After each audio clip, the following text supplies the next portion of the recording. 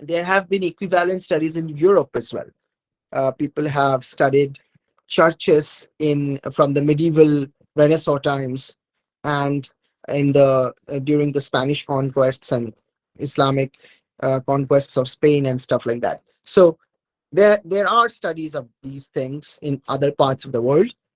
As far as I have done literature search, I have not seen a similar study done in the context of Indian architectures, which is kind of curious because it's not very hard to do. The Frieze symmetries are very well understood mathematically speaking. There are 7 symmetry groups, and it is a curious case to study how many of these 7 symmetry groups appear in different parts of Indian architectures. At the moment, we are focusing on one area of India, that is Bengal. Uh, one of the reason is that our main office is in Calcutta, so some of the architectures in Bengal are well within our reach. That's one reason. Another reason is this, that we also have a close tie-up with a school from Bengal. So they are also participating in this project. So they can collect some real world specimens. So that's quite important. Um, so as part of this, of course, students have to understand what is a group and understand different examples of groups. So these are algebraic objects that are very much studied in mathematics. But these are you have to understand the kids who are participating here are middle school kids, or maybe they are just high school kids, 9th, 10th graders, 11th graders. So they have probably not seen these groups and stuff like that before. So one of the part of the task is to understand what these algebraic objects are, understand how we can learn symmetries using group theory, and then apply it in the context of this architecture. I was when I first learned myself, when I first learned about the Frieze groups or the wallpaper groups, it sort of changed the way I see architectures nowadays. So I think this will happen to kids who are working on this project with us as well. Next time when I go to a place, when I go to a temple or a mosque or a church, anywhere I go, I, at least once I think about it. Okay, what kind of symmetries are there in this particular place, and that I think that brings some happiness, if nothing else. So today we have Olivia, Shaurya, and Porambruto. They will be presenting some examples of groups, finite and infinite groups, and we will learn a lot from them. So I will ask Porambruto, maybe Olivia can get started. Yeah, Olivia, you have your presentation ready, so you Yes. can share the screen if you want. And I think Porambruto and Shaurya, you can also share the screen. Once Olivia is done, not now. So to be polite, this is how seminars work. You let the speaker complete whatever the speaker is saying. If you have questions, please put it down somewhere. And then of course we will have a Q&A session, and then we can talk to the speaker. If the speaker, and this is to the speaker, if the speaker does not know certain things, that's fine. Not knowing is not a crime. This is a very new thing to many of you. So just say, I don't know, I'll figure it out, and then figure it out and come back. And if you know, then that's great. You just tell what you know. All right. There's nothing to worry. We are doing something fun. And yeah, sure. Olivia, why don't you share the screen? I Yes. see some people from other research groups as well. It's great to see that. Can you share it? Yes, sir. Sir, can you see it? Yeah, I can see it. Yeah, of course. Okay. So you can start the presentation. Click on, yeah, I can see it now. Yeah, great. Yeah, so my topic was infinite dihedral group. So first up, what is a group? A group is basically a set with a given operation, let's say star, I'm really which, sorry. I'm sorry to interrupt. Olivia, can you yes, sir. introduce yourself first? Oh, Because yeah, yeah. that's very important. Yes, Others sir. should know who you are. Yeah. Yeah, so I'm Olivia Roy. I'm studying in grade 9. Okay. And Where are yeah, you from? I am from Mumbai. From Mumbai. Okay, that's great. Yeah, let's get started. Yeah, sure. Yeah, so a group is basically a set with a given operation, let's say star, and it satisfies the following four properties. First is closure property, which states that if A is an element of the set, if A and B are the two elements of set G, then A star B, this this A star B is also a part of this set, is also an element from this set G. The next property is identity element, which is denoted by E, where A star E gives us A again. Like whatever the input is, we get the same output. Next is the inverse property, which states that for each A belonging to G, there is an inverse of A which also belongs to G, such that A star A inverse will give us the identity element. And the last property is associative property, which is basically if we have three elements, then if we first perform the function on A and B, and then after we have done that, if we perform it with the C, it will give us the same result if we first do B star C and then we do A star with whatever result we get from B star C. Uh, Also notice that a group may not be commutative, which means that A star B need not be necessarily that is equal to B star A. Uh, Next is dihedral group. So dihedral group is basically a group of symmetries of an n-sided regular polygon. Uh, like examples D3, D4, D5, D6. So dihedral group has two sort of symmetries. One is rotation symmetry and another is reflection symmetry. So we use R to denote the rotation symmetry and S to denote the reflection symmetry. Uh, so the rotation symmetry about the center of an n-gon will go through an angle of 2 pi upon n, where n is the number of sides. Uh, as we can see in this triangle, this is an equilateral triangle. So the multiples of 60, like 2 pi upon n will be 60. So if we rotate triangle with an angle of 60, we'll get again an equilateral triangle. Now if we try to generalize this d to n to like infinity, where n tends to infinity, we can say it in other words that we're trying to find group of symmetries in a polygon with infinite sides. So that is actually called as infinite dihedral group, which is basically the infinite version of D2N. So in this, as we saw, this will also have two sort of symmetries, S and R, where R is the reflection symmetry. But over here, since there are infinite number of sides, rotation R will be given as limit where n tends to infinity, 2 pi upon n. So that's it.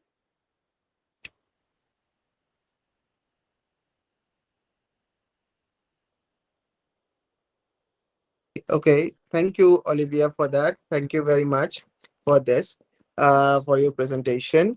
I do want to say, if some people have comment, then we can just put it at the end of the discussion. But one comment that I have to make here is that when you talked about D3, the symmetries of the triangle, equilateral triangle, you said that the rotation was a multiple of 60 degrees. That's something that you said, right? Why don't you So, check that again? Okay. Try to okay, think about it a little bit more, and maybe you can read up something. Okay. Um, okay, sir. but yeah, that's something that we have to check. Okay. So, but I think someone will be speaking about dihedral groups today. Is that Porombrito or who is it? No, not Porombrito. Shaurya. Shaurya, are you speaking on dihedral groups today? do we have a finite dihedral group? Do we have a speaker on that? Or maybe not? Yeah.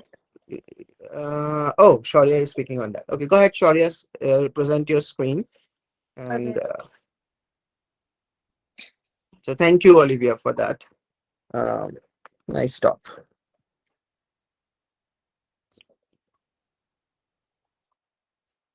It's not letting me present one specific PowerPoint,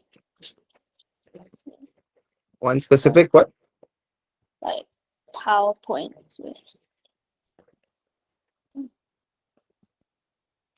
You can do just what Olivia did, like keep it open and then present that window. Yeah, I can see. Okay.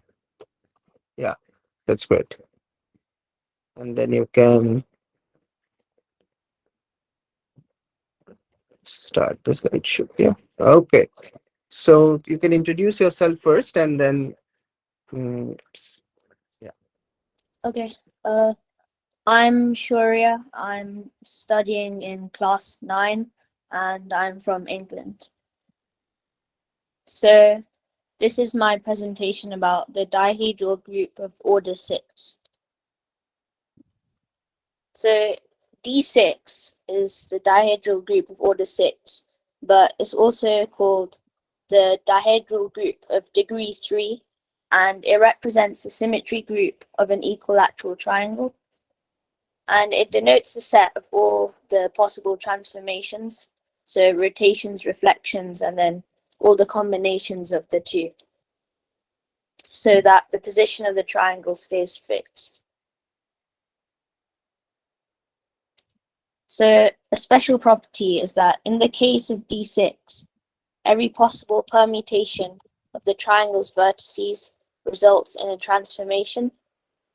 This means that the group of these symmetries are isomorphic, so there's a mapping between the two groups of D6 and S3. This is special because it doesn't hold true for dihedral groups of higher orders. So I'm going to prove that the 4 different group axioms are true in the dihedral group of order 6. So the setup is going to be, we're going to consider 3 colored blocks of colors red, green, and blue, and the initial position is RGB. And yeah, so if we prove that the symmetry group S3 satisfies all the group axioms, we can also say that D6 satisfies all the group axioms. So some notation we're going to use, we'll let A denote the action swap the first 2 blocks, B denotes the action swap the last 2 blocks, and then using both these actions, we can make all the possible rearrangements of the 3 blocks. And we'll also let E denote the action swap no blocks, which means E is the identity element. So an example would be, we'll write in multiplicative form, where AB means first do A and then do B. So an example would be, if AB is performed on RGB, first it would go to RBG and then to BRG.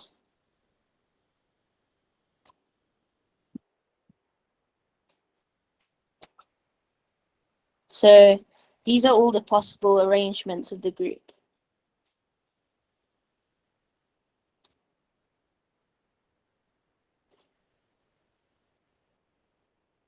And so this will be our proof of the inverse. So since doing 2 A's results in the identity element, doing 2 B's also results in the identity element, and then doing ABA and ABA is the identity element, and so is AB and BA and AB results in the identity element.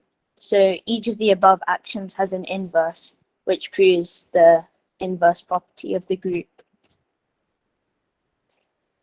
The proof of associativity and closure is that if we, so for the first example, AB, first doing AB and then doing A, results in the same outcome as first doing A and then BA in brackets, which proves associativity.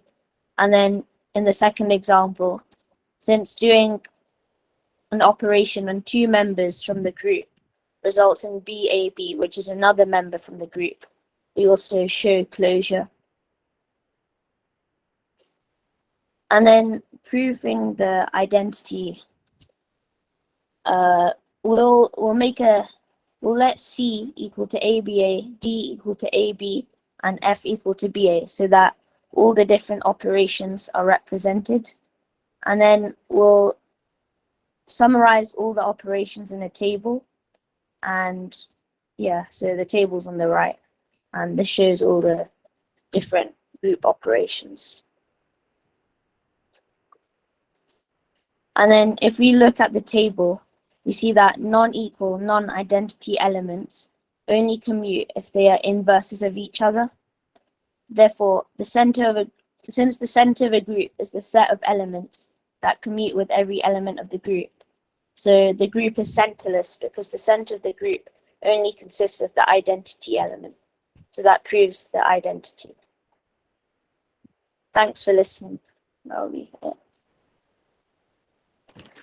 So thank you, Shaurya. Thank you very much. It's a very nice talk.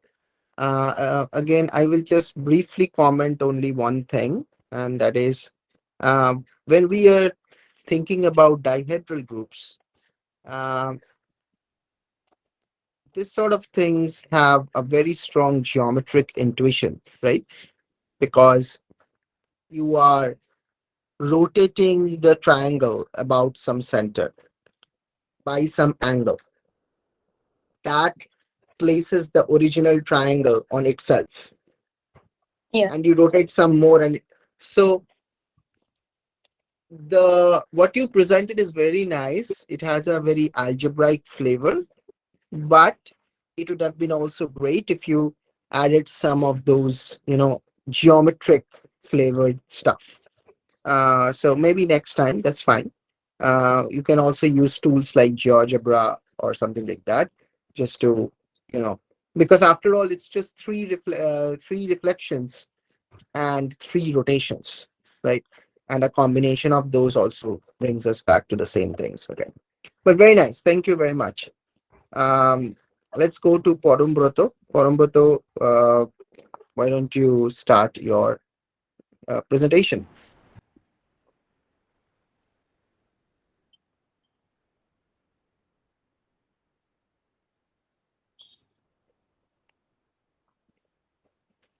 So, if till now we have Olivia and Shaurya in the presentations. We have had two very brief but very nice expositions on infinite dihedral groups and dihedral groups, finite ones. One particular finite dihedral group. Now, Porumbroto will be presenting on cyclic groups. So that's great. Porumbroto, you can just go ahead and... Sir, is the screen visible? Yeah, it is visible. It is visible. You can go back to the presentation. Yeah, you can just start presentation. Yes, sir. You So can I am click on... You have to first start the slideshow. Yes. Oh, no, stay in the presentation. Yeah, go to the top of it. Yeah. Yes, sir. Okay. Yeah. Okay. Yes, sir. So I am Parambrata, a student of class 10, and I stays in India. I have made a presentation on the cyclic groups. So these are what we will discuss. First, what are groups, then what are cyclic groups, then the types of the cyclic groups and examples, and then the properties of cyclic groups. Lastly, the applications of the cyclic groups.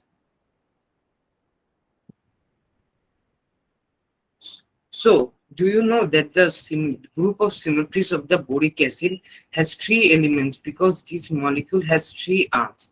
Similar shapes with more arms are described by the cyclic groups with the more elements. So there may be not more being molecules with this shape, but we can imagine them. Also, some everyday objects have only rotational symmetry, like the pinwheels and many more. So isn't this interesting? So let us delve into the cyclic groups. So before we go into the cyclic group, we will first discuss what are the groups. So a group G is a set which with a binary operation star such that it satisfies certain properties. Now these properties includes number one, closure property, which means if X belongs to G and Y belongs to G, then X star Y also belongs to G.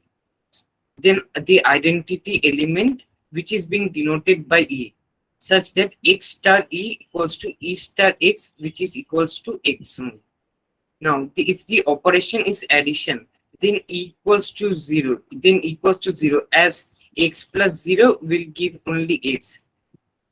And if it is multiplication, then E equals to 1, as X into 1 equals to 1 into X. Now, third property is inverse, that is inverse for each A belongs to G. There is also an A inverse belongs to G such that A star A inverse is equals to E. The last property is associativity, which means A star B in bracket star C equals to A star B star C. Now examples of the groups, certain examples of the groups.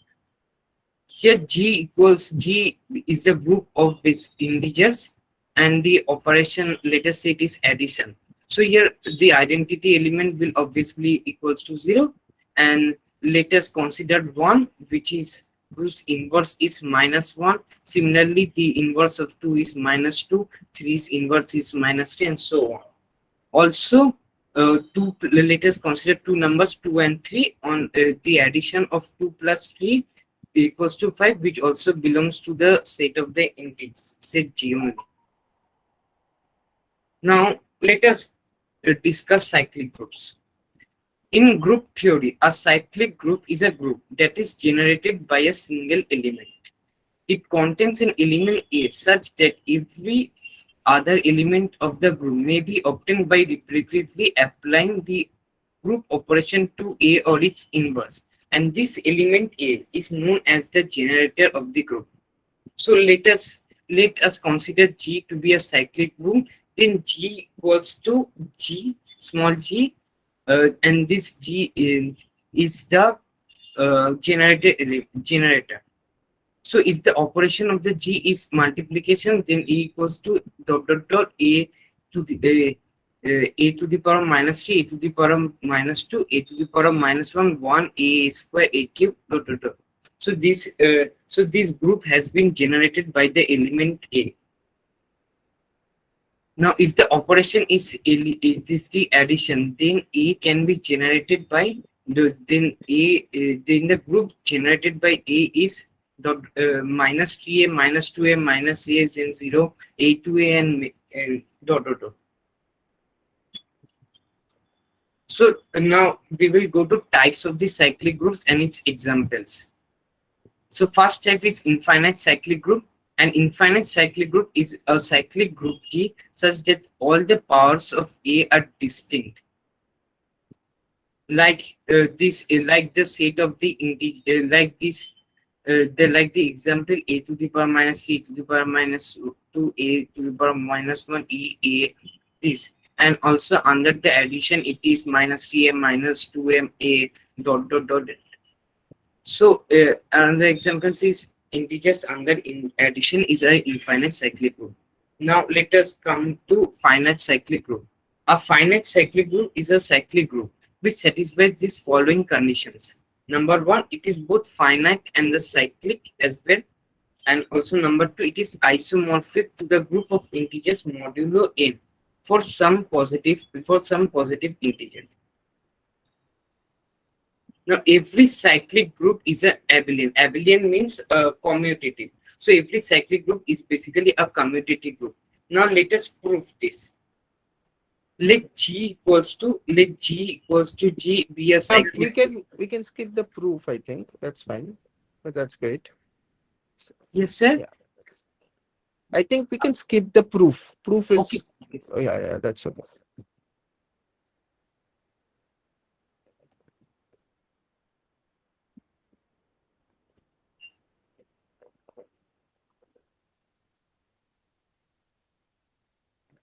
Yes. So now we have come to the properties of the cyclic group. First property is every cyclic group is an abelian, that is basically it is a commutative group. Now second property, if A is a generator of the cyclic group G, then its inverse is also its generator. Means if there is a certain group G which is generated by A, then that same group can also be generated by its inverse.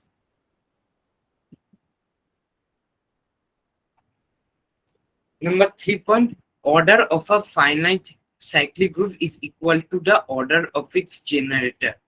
That is, O finite cyclic group equals to O generator of the group. The order of a, here the order of a group means the number of elements present in that group. That is its cardinality. Fourth point, a finite group of order in cyclic if and only if it has an element of order in its converse also holds true. Fifth point, every infinite cyclic group has two and only two. Every infinite cyclic group has two and only two generators. That is, every infinite cyclic group has two and only two generators. Number 6 point, every subgroup of a cyclic group is also cyclic. Means from a certain group G which is cyclic, there is also a subgroup which has to be a cyclic. 7 point, every proper subgroup of an infinite subgroup is infinite. Proper subgroup means that the subgroup of that group which is less than that group. So every proper subgroup of an infinite subgroup is infinite. Now the applications of the cyclic group. A cyclic group is the simplest group. It could be a pattern found in nature, for example, in a snowflake, or in the geometric pattern which we draw ourselves. Cyclic groups can also be thought of as rotations. If we rotate an object enough times, we will eventually return to the original position. It is also used in the topics like the cryptology and number theory, especially in the Euclid division algorithm and the modular arithmetic. Now here is the picture of the sunflower. A sunflower is an object of nature which is cyclic.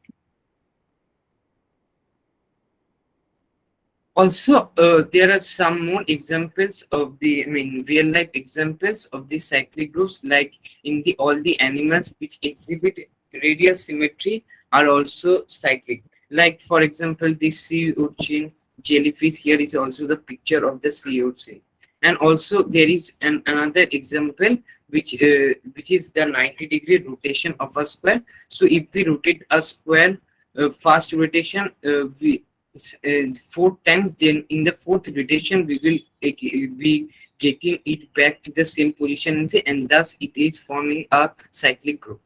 So thank you for listening. Thank you, Porambata. Very nice talk. So just one comment before I open it up for everyone. Um, Very nice work, but I think there were certain typos in your presentation. So maybe you can look into that eventually, okay? But otherwise, it's very nice. Okay. So now I'll open it to the audience. If you have a question or comment, please raise your hand, like not physically. There is a raise hand button in your Google Meet, and I will come to you. Yeah. So if anyone in the audience has a question, okay, Aniruddha has a question. Go ahead, Aniruddha. Let's see. It's more, what I have to say is less of a question and more of food for thought for our presenters today. Wonderful presentations, by the way. I mean, I cannot fathom studying group theory in class 10 and even lower than that. It's a massive effort, from what I can see. I have one thing to ask Shaurya, or rather to give him more food for thought for further work. Do you know about subgroups? What subgroups are? Shaurya, this is for you. Yeah, Shaurya, it's your question. Yeah. No, I haven't seen about subgroups yet. Okay, I'll just simply define it to you. Basically, a subgroup is a set which is itself a group and inside another group. Okay, so you made a very interesting point which blew me away the first time I read it, that D3 and S3 are isomorphic, D3 or D6, whatever convention you follow. I would suggest you to look into this very, very, I would say, elementary question once you start studying group theory even further. For higher orders of the dihedral group, in a way, can you put Dn inside Sn? In a way, can you visualize Dn as a subgroup of Sn? This is a very elementary question once you start delving deeper into group theory, but I felt it was a very important exercise for me to understand what dihedral groups look like and how they interact in the grand scheme of the symmetry groups. Fantastic. Do you have any intuition, by the way? Sorry, do you have any intuition how Dn can be slotted inside Sn? A dihedral group can be slotted inside a symmetry group. Where symmetry group is basically the set of permutations of n letters, and dihedral group is the set of symmetries of the n-sided polygon. Yeah. I would ask you to, I would heavily recommend you to go back to your notation of your ABC and see how ABC are interacting amidst themselves. Yeah. I think that is a fantastic exercise. Yeah. Great question, Aniruddha. Shaurya, you have a lot to think then. This is very nice question. And I also found in your presentation, I found this particular point that you mentioned it. I don't know if you have thought deeply about it, but if this is a very, very exciting, very interesting point that S3 and D3 are actually isomorphic and it never happens again. So that's kind of very cool. Okay, thank you, Aniruddha, for that question. And I have one more. I have one more comment to make. Yeah, please go ahead. Yeah, this is regarding Porombrotho's presentation. Can you actually share I think the second or the third slide from your presentation? I want to look at it once again. The boric acid one. Yeah. Where you shared the molecule. It seemed very interesting, but then we moved on from the slide pretty quickly, so I didn't get to read it properly. Which slide? Third slide. The boric acid slide that you had. Yes. Yes, this one. So you just mentioned this about boric acid, the elements of the cycles of the boric acid having cyclic group structure and everything.